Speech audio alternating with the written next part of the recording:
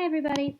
So it came to my realization after a couple of you let me know that we had an issue with the volume as I went into teaching about chapter 1 and the high stakes tests. So I wanted to take a little minute to go back through and make sure that I've hit some of the highlights for those of you that were not able to attend but will be attending through watching the video. Those of you that that's true of, you're going to want to go to the video that talks about the syllabus and make it all the way to the end before we end up losing volume.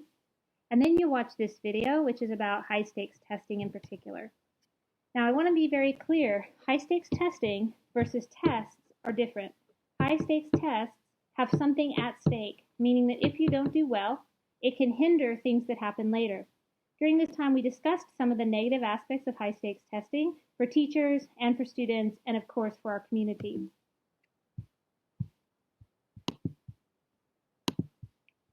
So why do we go about assessing? So the first thing is that we need to recognize as teachers, assessment is not bad. Even I teach assessment in college. I teach it because I know that it helps me to know how to guide my instruction and differentiate for the kids who most need it.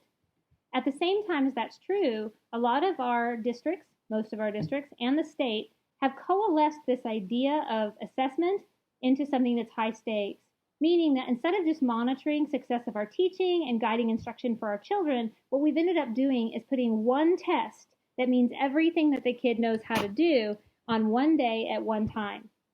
That's where it becomes a problem. When students start missing out on quality teaching, they start missing out on the ability to do special areas, art, science, music, PE, and even social studies, because we're focusing on the test.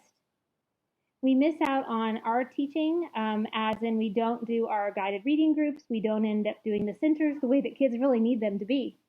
And as a result, it can really be a problem for us to monitor our teaching because we don't actually value the use of worksheets and book work as primary ways to teach. We know that the teaching needs to come from what the kids will need to know and where they are. Small groups is the only way to do that. So assessment can help us guide our instruction. It helps us to monitor how good we're doing as teachers. It can also provide critical feedback for parents and for children so that when we are working on assignments or we are working on our problem-based learning, that kids are getting assessment themselves at the moment. They're receiving it from themselves as well as you're receiving it and giving it, and that allows us to know how the kids are doing at that moment. It can help us make decisions on the placement of children into special instructional services such as RTI, so intervention, or tiers levels 2 and 3, meaning they need more help. Special education, of course, and also gifted and talented, which we're going to talk about a little bit later. Kids that often get left out when all we're doing is teaching to the middle or teaching to the bottom. We don't worry about our GT kids, and as a result, they get left out. We want to make sure that all students are meeting a grade level standard. Nobody says leave the kids behind. The problem is we can't use one test to do that, and when we try to use one test to do that, we end up creating a high-stakes mess. And of course, lastly, we want to use assessment to assess our own teaching, to see how we're doing. It's really great to be able to videotape yourself teaching, go back and take a look, because quite often you'll find out that you didn't say the things that you thought you said, or you were speaking too fast, or you were using some sort of code words or assuming knowledge that the kids have that they didn't have. It's a very powerful tool. So what makes a high-stakes assessment different? A single assessment with large consequences is a high-stakes assessment, meaning that something is at stake. An example for adults might be your certification exams, meaning you could have a 4.0 and have done wonderful in all of your classes at A&M. You are the shining star, you're walking across summa cum laude, and yet you didn't pass your certification, and so guess what? You can't be a teacher. That in it is an essence of what a large consequence is. When something like that happens, you then have a high-stakes assessment. For children, this is things like the STAR. Those tests, or the TOEFL, can absolutely mean that kids aren't able to move forward. They can stay in a grade level or be held back. They can be placed. They can be put into a special education scenario. They can be at lack for scholarships for college, for financial aid. It's not that there's a problem with the test itself. Multiple choice, short answer, oral administration, or oral examination, that's not the problem. The problem is that we use that one test to make decisions. Exit exams for your licensing, of course, is another example. We talked a little bit about what a bell curve looks like.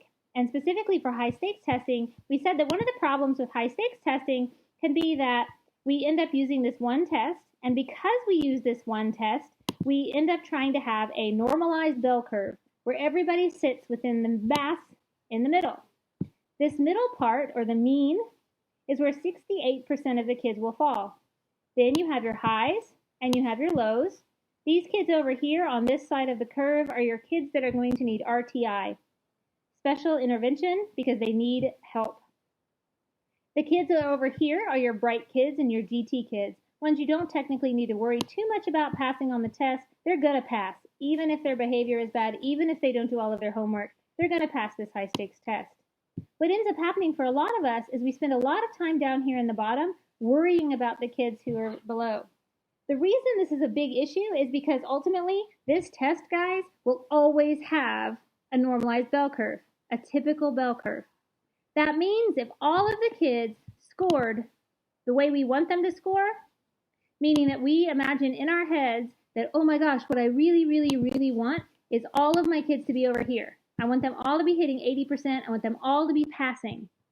As soon as we were to do that, if we were to make it that all of the kids passed, that all of the kids were up here at the top where we want them to be, what would end up happening is that the curve would shift. It is a shifting bell curve.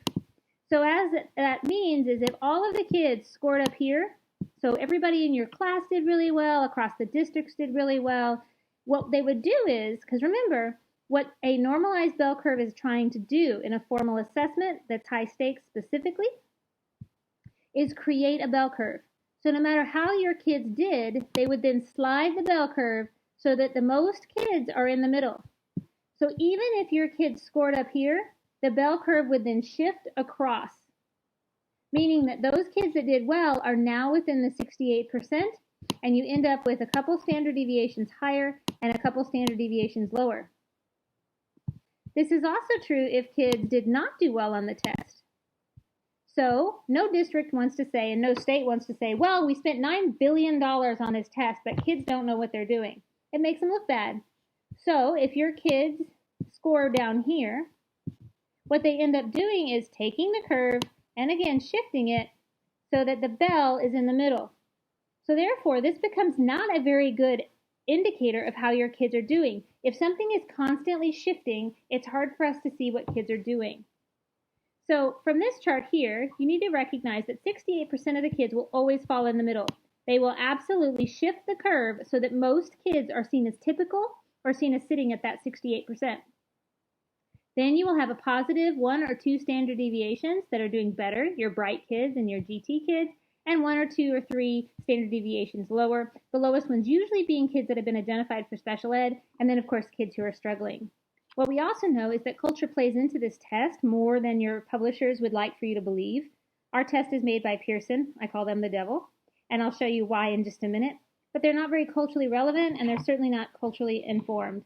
As a result, what ends up happening almost every time is that white kids do better than any of their subgroup. African American boys do the worst every single time. And so there we can take a look at how culture impacts, and we will later on in this course. All right, so here's your normal distribution. That's what it means when something's typical. Remember, these are the parts that are going to shift.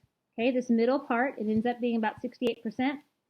So I want you to take a look at what's below average, what average and above average is. You should be able to draw that.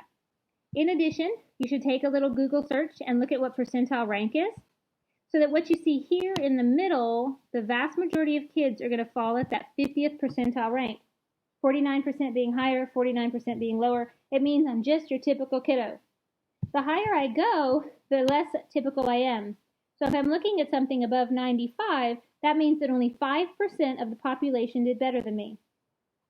If I look down over here and I'm looking at the bottom and say my kid has 5% percentile rank, that's saying that 95% of kids did better than me, meaning that I didn't do very well. And this is one of the reasons why. This is a really important chart that I've made for you to see. And what I'm wanting you to see out of this particular chart is when we take something like the NAEP, the National Assessment of Educational Progress,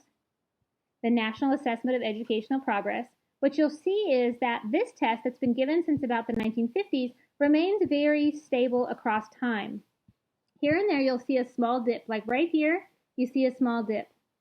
Over here, you see a small dip. If I was to go lower into the 60s, you'd never see a dip. These dips usually correspond with things going on culturally. Could be war, it could be an economic downturn, it could be an inclusion of a marginalized group. So for example, in the 60s, when this was given, we saw a dip in the scores as we added in people of color, knowing that the schools that kids of color went to were not equal and were not adequate. As we started adding them into the NAEP, meaning that we're testing all kids, those all kids caused a drop over time. We've also had a drop as we included special education children. The NAEP test does not discriminate between any color, race, religion, language, or special need, meaning that all kids take the test. Assuming that every district, say in the state of Texas and across the nation, every district is a district that then uses this test as an indicator.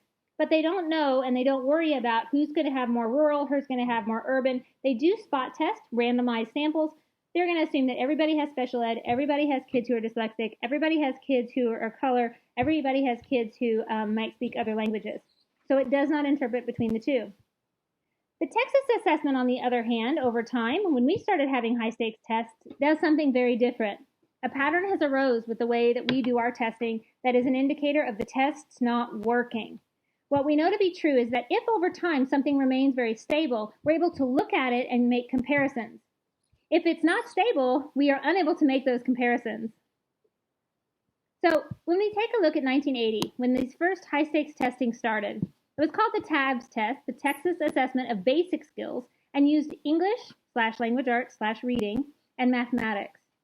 At the time that the test was instituted, it required around $9 million a year to test all the kids in Texas that were in our Texas public education schools. When the test was given, immediately, once the results came out, it was seen that kids can't read, kids can't do math, teachers aren't teaching, it's a whole mess. Over time, we start to get better and you see the test scores rise. So you should ask yourself what's causing this rise. The rise is caused by teachers learning what's on the test, being able to better test in their classroom to the actual high-stakes test, but also Pearson, our friends, and Harcourt, our friends, they're actually the devil, started to sell things to districts. As they sold different products, books, worksheets, packets of worksheets, even professional developments at your service centers, started being attached to this particular test. As the test started to be known by the teachers, kids started to do better on the test. As they do better, they get to around a level that's equivalent to 80% of kids passing, meaning that 80% of the kids have been hit where they're supposed to be hitting. Because we can look at the NAEP test and know that it remains very constant. Now, nobody runs, no governor, no mayor is going to run on make the tests easier. So as a result, as soon as we start hitting this top, Pearson starts saying, hey, we need to make a new test. It needs to be harder, more in-depth. We want the kids to learn more. Once the test is given, immediately the test drops down again. Now you might ask yourself, what's causing the drop? Well, of course, teachers don't know what's on the test. Teachers are worried about it, but it comes out that they don't know what they're doing. Kids are doing awful. The big talk is that the United States is not doing as well as Japan, as Korea, as our Asian friends and neighbors. This test was called the TEAMS. This Texas Education Assessment of Math and Skills was a test that also cost $9 million a year to give, lasted a little bit longer, but in general, these tests go over around 10 years or so, depending on how often the mayor is changed. When any new government official runs, they run on making education better and more accessible for all kids. As this happens over time, Pearson continues to sell products to us. We spend millions of dollars, not included in this final test, in order to get our kids up to par. And as soon as somebody comes into office, we have a new test that comes out. In the mid-90s, we had TOS. This one lasted a while. As soon as the test went out, though, on our newspapers, through our web, through our connections, we started hearing that no, kids don't know what they're doing. Teachers aren't teaching. Nobody knows how to read. Nobody knows how to do mathematics. And as a result, the scores plummet. Now remember, scores are plummeting primarily because it's a brand new test and teachers don't know what's on that test. Over time, though, as teachers engage in professional development, as they get new books, as they get new worksheets, as they get new packets, as they get new professional development, scores go up. Over time, as scores start to go up and thousands and thousands and thousands of dollars is spent by your district to get those scores to go up, As they start to reach what we know is normative, we get somebody else in office. And as soon as we get somebody else in office, guess what? A new test happens. As the new test happens, it's billed as higher, harder, deeper, more complex. Now, let me just tell you something, guys. Developing kiddos develop around the same time. That means that all your third graders are around the same level. You've got some high, you've got some low. And if I were to ask you as a teacher who's high and who's low, you'd be able to tell me. But what comes out all the time is that we want the test to be harder. We want the test to answer more cognitive thinking questions. We want it to be more process oriented. Now, it is true that as we hit TAKS in around 2003, the test did get a little bit more difficult, meaning that our math became more involved with reading, that if you can't read the word problems, you're going to struggle in our math. And it became true in science as well, that we're going to test science and a lot of it's going to be involved with reading. That means that if you're teaching a subject area or a content area, you're now responsible for the teaching of reading inside of that content area. Those lenses can be different. So if I'm teaching history, I've got to take a historical lens. If I'm teaching a fiction piece, I'm going to have a fiction ELAR lens. What we found out is, again, the test scores drop, and over time, teachers get better at it, kids get better at it, and ultimately, we're sort of moving into hitting that 80%. And of course, as that happened, we got a mayor who then gets a new test, which is known as our STAR test. It used to be when I started teaching in 2007 that I would say, hey guys, look over here, look at this pattern, what's about to happen? And what students would tell me is, oh man, we're about to hit another test. And I would say to them, yep, don't know what the test is, don't know what the test is going to be on, but we do know that it's going to teach reading or attempt to assess reading and mathematics, maybe something else. We added in science and social studies and exit tests for our high school during this time. And at this time, we also started spending $1 billion, actually close to $2 billion, $1.7 billion to give a test. At this point, if we took all 9 million of our teachers and gave them each $1,000, it would be cheaper than running our high-stakes test, which, as you can see, based on this pattern, guys, as soon as the STAR test went out, we dropped. We dropped our test score, and again, it made teachers feel like they were not doing their job. They didn't know how to teach. Kids were not learning, which is all sort of a falsehood. It means that we're using one high-stakes assessment to assess how kids are learning, when what we as teachers know is kids develop at different times. Most kids fall in the middle of that bell curve, but we always have some that are higher, reading better, doing mathematics better, understanding complex problems better, and we have some low kids who are struggling and we're attempting to give intervention. Every time it drops, you then have a new test come out, and with that new test that comes out, we see teachers being forced to go to professional development that might or might not work in their classroom. We see teachers teaching to a test. We see packets of worksheets. We see teachers who walk around worried and constantly having rocks on their back like it's their fault if the kids don't pass or if the kids don't grow as much as the test shows that they should grow. Now, I'll tell you guys, over time now, since about 2011 when the STAR test came out, we talk about the STAR being difficult. It's not necessarily more difficult than any other of the ones that we gave, starting with TOS. It's a little bit harder, but ultimately TAKS and STAR are very, very similar. With that being said, though, the emphasis on the test is not the same. That as they've started spending more money, we start seeing more emphasis on the test and less emphasis on what the students need. If we take a look at this pattern, we're seemingly growing, right? We're getting better at it. All your district is spending a ton of money to send you to different academies, some of them worthwhile, some of them not so much. We see new textbooks, we've got new worksheets, we've got new assessments, we've got all of these benchmarks. We benchmark the kids crazy. They're doing a benchmark at least every couple weeks. You shouldn't be having to do those things. And while you will do them, please don't make them all your instruction, because the state of Texas does not show generalizability or reliability in the test scores over time. So if we look at the NAEP, we can probably say how next year is going to be or the year after that. We can take a look at it and say, well, you know, close to 80% of kids are going to pass. Now, I'm not saying that's enough. We don't want 80% of our kids to pass that test. We want it to be 100%. We want to set what the criteria is and have all of our kids above it. But if we don't have a criterion reference test, we're going to have a norm reference test. A norm reference test looks at what's normal and typical and attempts to find a bell curve. So remember, the bell curve will slide back and forth. And if the target is always sliding in a norm reference test so that you always have 68% in the middle, it's like trying to hit a carnival game. You might get it, but chances are you might not. You might take you a lot of coins to get it. Over time, these coins cause this increase. So I'm going to tell you that in the next few years, probably we're going to have a new test that comes out. We just had STAR 2. But we're also going to have something else that comes out because somebody new is going to run, or a governor we have or a mayor we have now is going to run. And with that, we'll get a new test. When that happens, again, you will question your job, you'll question your livelihood, and other people will too. So standing strong and being able to talk about what's really happening in our classroom is vitally important, guys. High stakes assessments are big problems. So if we were to look a little deeper into the National Assessment of Educational Progress, the reading scores, you can see this is basically looking at individual reading scores, which on the other slide is the green line.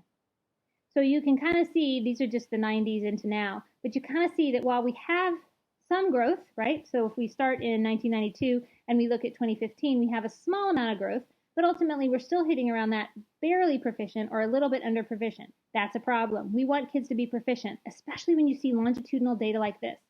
When data is slowly positive, meaning we've got a slow positive slope here, something's working. At the same time, because it is very similar, it shows what a third grader or a fourth grader might be or do. We're able to then show some reliability and generalizability across time. The Texas State test does not do this. It goes up and down, and therefore we can't really show any generalizability or any reliability. Lastly, we certainly can't show that it's valid. A valid test is going to show very small incremental growth. If you see huge slope lines, you probably have something that's not so valid. This is where we left off, and we'll start up for next Monday, and I hope to see you there. Thanks for your time, guys.